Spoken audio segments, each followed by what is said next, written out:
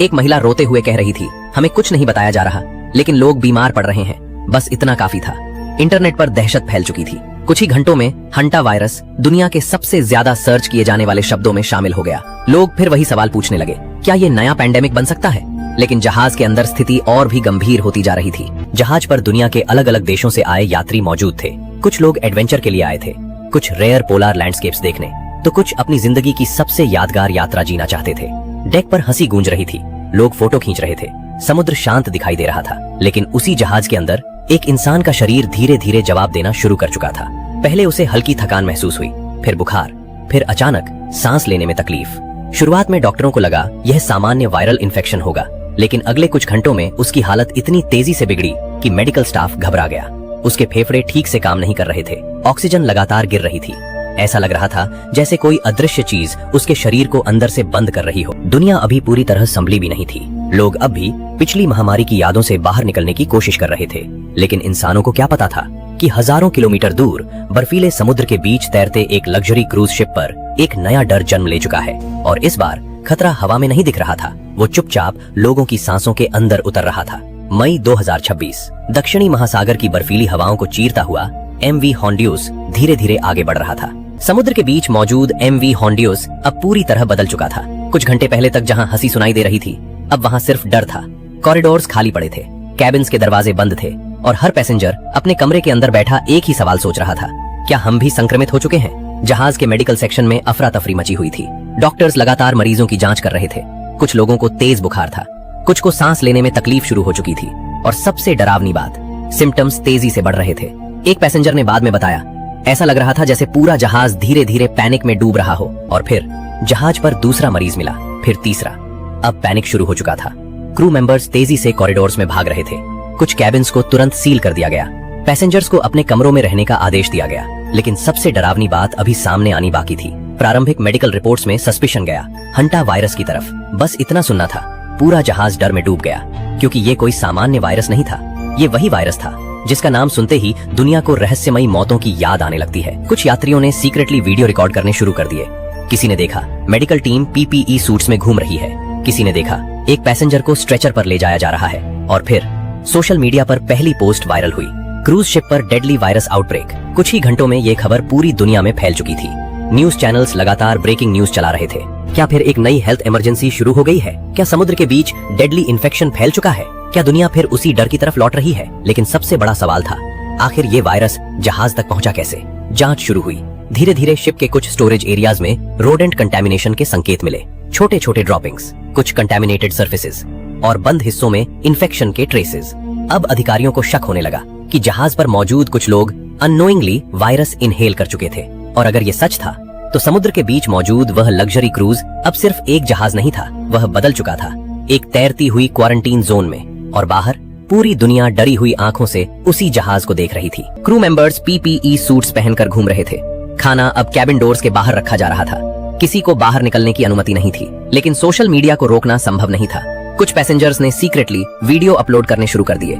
एक वीडियो में दिखाई दिया एक आदमी ऑक्सीजन मास्क लगाए स्ट्रेचर पर पड़ा है और उसके आसपास मेडिकल स्टाफ भाग रहा है। ये वायरस अक्सर हवा में उड़ते माइक्रोस्कोपिक पार्टिकल्स के जरिए शरीर में प्रवेश करता है और कई बार संक्रमित इंसान को शुरुआत में एहसास तक नहीं होता। लेकिन जहाज पर मौजूद लोगों को अब एहसास होने लगा था, वे समुद्र के बीच फंस चुके हैं। ना वे कहीं भाग सकते थे, ना मदद तुरंत पहुंच सकती थी। बाहर बर्फीला समुद्र था और अंदर एक अदृश्य डर। इसी दौरान इमरजेंसी कम्युनिकेशन के जरिए कई देशों की हेल्थ एजेंसीज को अलर्ट भेजा गया। वर्ल्ड हेल्थ ऑर्गेनाइजेशन ने सिचुएशन मॉनिटरिंग शुरू कर दी। कुछ पोर्ट्स ने जहाज को तुरंत एंट्री देने से इनकार कर दिया, क्योंकि अब डर सिर्फ जहाज तक सीमित नहीं था। अगर इन्फेक्टेड पैसेंजर्स अलग अलग देशों में पहुंचे तो पैनिक पूरी दुनिया में फैल सकता था। मेडिकल टीम को शक था कि वायरस एक्सपोजर जहाज के कुछ बंद स्टोरेज सेक्शन से जुड़ा हो सकता है। इन्वेस्टिगेशन शुरू हुई। क्रू के कुछ मेंबर्स को नीचे कार्गो और मेंटेनेंस एरियाज में भेजा गया और वहां जो मिला उसने सभी को चौंका दिया।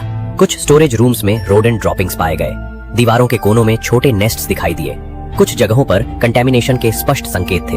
अब अधिकारियों को शक और गहरा गया। संभव था कि जहाज पर मौजूद कुछ लोग अनअवेयरली कंटेमिनेटेड पार्टिकल्स इनहेल कर चुके थे और यही हंट वायरस का सबसे खतरनाक हिस्सा था। और इसी बीच जहाज पर पहली मौत की खबर सामने आई। कुछ सेकंड के लिए पूरा माहौल शांत हो गया, फिर अचानक लोगों के अंदर वही पुराना डर वापस लौट आया। वही डर जिसने कुछ साल पहले पूरी दुनिया को घरों में कैद कर दिया था। पहली मौत की खबर सामने आते ही MV हॉन्डियस अब सिर्फ एक क्रूज शिप नहीं रहा था, वो पूरी दुनिया के लिए डर का प्रतीक बन चुका था। न्यूज चैनल्स लगातार लाइव कवरेज चला रहे थे। हर स्क्रीन पर उसी जहाज की तस्वीर दिखाई दे रही थी। बर्फीले समुद्र के बीच खड़ा एक विशाल जहाज, जिसके अंदर सैकड़ों लोग बंद थे, और बाहर पूरी दुनिया एक ही सवाल पूछ रही थी, आखिर अंदर क्या हो रहा है। इसी बीच सोशल मीडिया पर अफवाहों का विस्फोट शुरू हो गया। कुछ लोग कह रहे थे वायरस म्यूटेट हो चुका है, ये इंसान से इंसान में फैल रहा है, दुनिया फिर लॉकडाउन की तरफ जा रही है। किसी ने दावा किया शिप पर डजन्स लोग मर चुके हैं। हालांकि कई बातें गलत थीं, लेकिन डर इतना बढ़ चुका था कि लोग सच और अफवाह में फर्क करना बंद कर चुके थे। एयरपोर्ट्स पर लोग मास्क खरीदने लगे।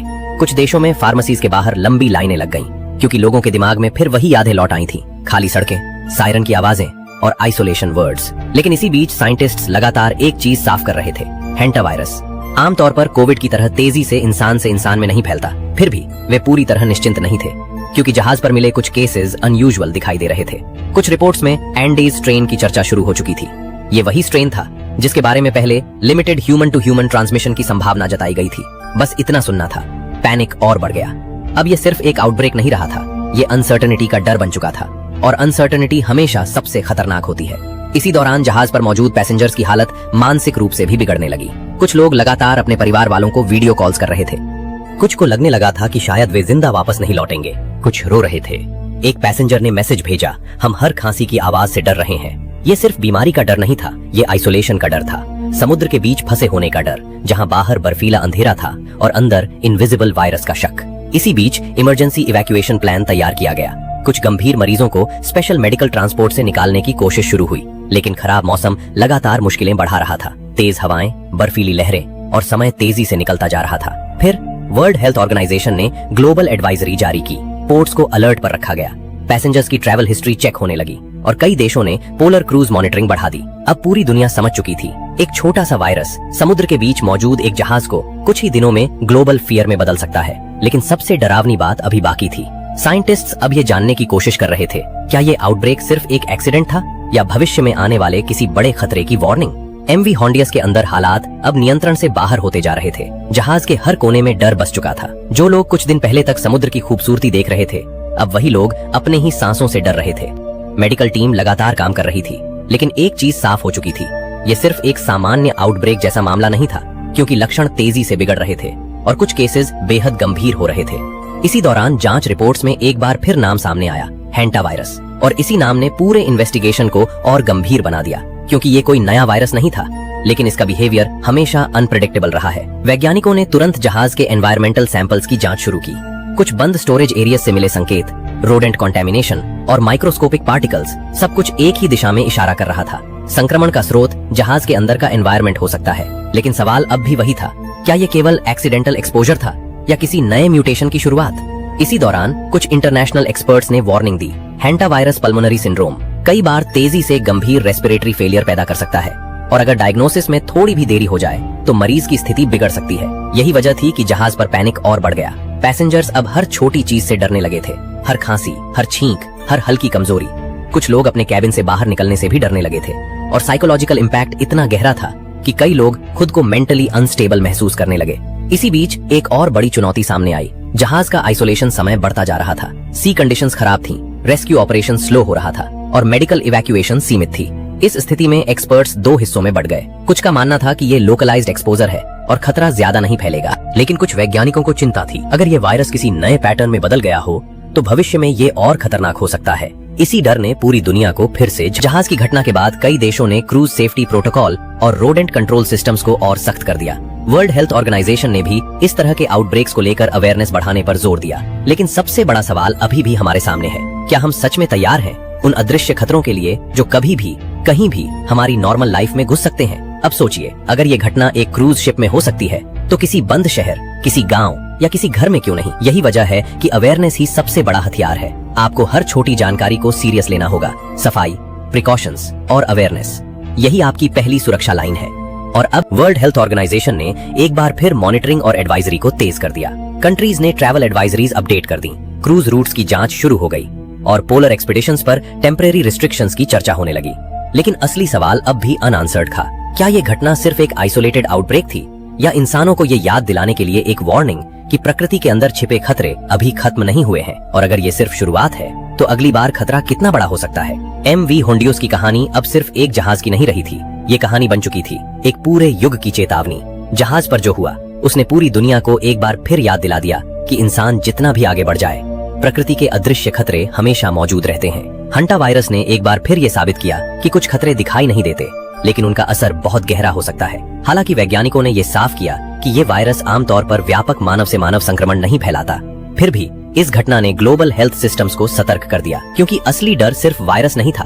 डर था इग्नोरेंस का, डर था अनदेखे खतरों का, और डर था उस पल का जब हमें लगता है कि सब कुछ नॉर्मल है। इस कहानी का सबसे जरूरी हिस्सा आप है।